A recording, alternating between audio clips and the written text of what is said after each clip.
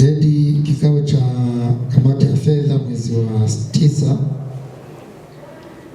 tuwe tumekamilisha utaratibu wote mzima wa kuweka wakusanya mapato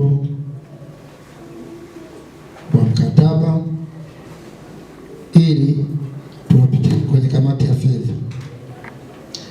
Na niwaambie tu kwamba kulingana na changamoto ya mapato na baada ya kufuatiliaji mambo tuliyojifunza, tulikubaliana na kamati ya fedha kwamba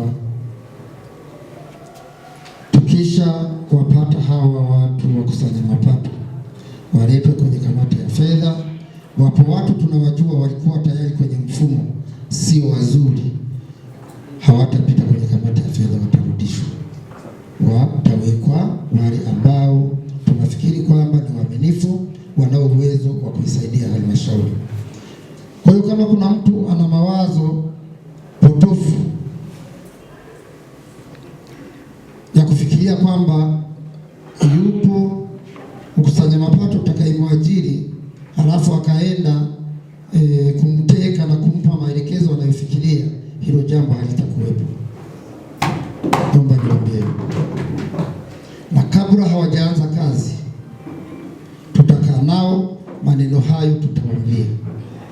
Tumewapa kazi hiyo, waifanye kwa uaminifu na asiwepo mtu wa kwenda kuwapotosha kule chini kwa ajili ya kupoteza mapato yetu.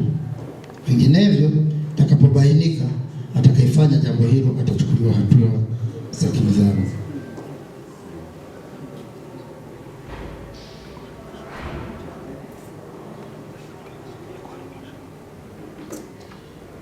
Kingine niombe ndugu zanguni, kuendesha taasisi kama hii sio kazi ndogo. Na mnajua kuna mambo mengi kwenye taasisi kama hizi za serikali. Nimuombe mkuu wa wilaya na vyombo vingine, kwa mambo mengine ambayo mnaona pengine mnaweza mkatusaidia, mtusaidie hata kama hatujaja kuomba, kwa sababu taratibu tunazifahamu. Tusaidie kikubwa tu, imradi tu tusivunje sheria.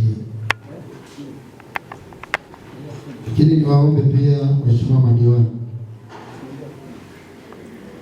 na sisi kule tuliko tuwe macho katika mapato, katika miradi. Tuwe macho ambako tunaona mambo yaende vizuri, tutoe taarifa mapema ili tufanye marekebisho kabla mambo hayajaharibika.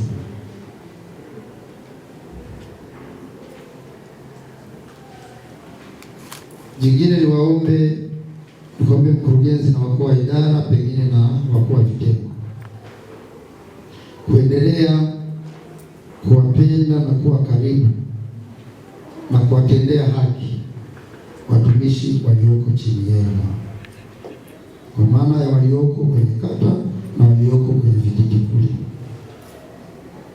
Na tukijenga mahusiano mazuri huko kwa watumishi wenzetu, itatusaidia kufanya kazi zetu kwa urahisi, kwa sababu tunasema umoja ni nguvu na utengano ni udhaifu. Tukiwa pamoja tunafanya kazi moja kwenye cheni moja, ina uhakika mambo yatakwenda vizuri. Mwisho kabisa, niombe yale ambayo tumeelekeza yote kuyafanyia kazi, kuanzia kamati ya fedha na mengine, kwa sababu mengine hapo kwenye mitasari yamepita kwenye baraza hili, na jambo lolote likishapita kwenye baraza limetoka kwenye kamati, kinachobaki ni kuyafanyia kazi. Niwaombe mfanyie kazi.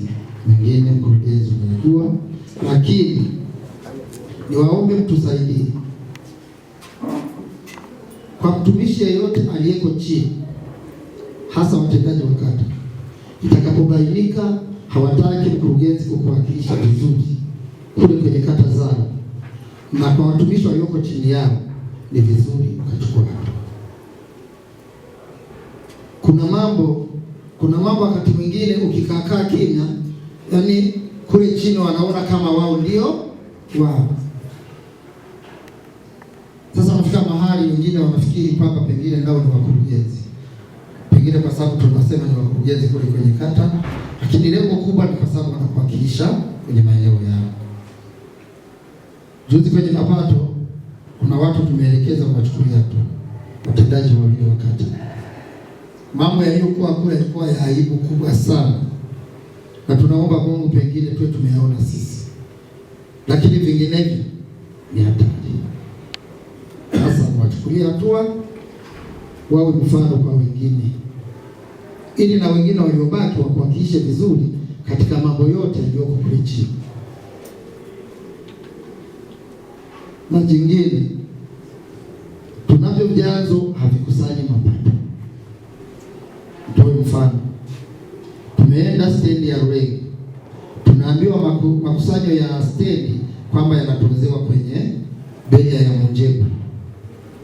Kitambacho Munjegu hamna beri. Na nikwambie mkurugenzi, kama isingetokea huyu mtendaji wa kata Rulenge naye anaitwa nani, Grace, kwa muda ambao nilikaa naye tunazungukia mapato, nisingeona kwamba ni mtu ambaye ni mpambanaji. Yaani hayo maneno aliyoniambia mimi, maana aliniambia mwenyewe, naye tungemweka katika kundi la hao wawili. Lakini kata ya Rulenge kimapato ni kubwa sana, na imepanuka. Inapofika siku ya Jumamosi ni shida kweli kukusanya. Kwa hiyo tuliomba pia muunganishe na mtendaji wa mamlaka wawe kitu kimoja, wasaidizane kukusanya mapato. Lengo ni kutopoteza mapato ya halmashauri, lakini na vyanzo vingine ambavyo havitoshi tunatamani tuone vinatosha. Kwa biashara tulimwambia juzi, hakuna kitu naomba nikiseme kwenye baraza hili. Hapo nyuma kidogo tulikuwa na vitambulisho vya wajasiriamali vinatoka serikali kuu. Mpaka sasa vitambulisho vile sio kwamba havipo, vipo, lakini vipo kwa mtindo mwingine, kwa wale wanaochukua nafikiri mikopo ya mama. Lakini vile vitambulisho vya wajasiriamali vilivyokuwepo sasa hivi havipo.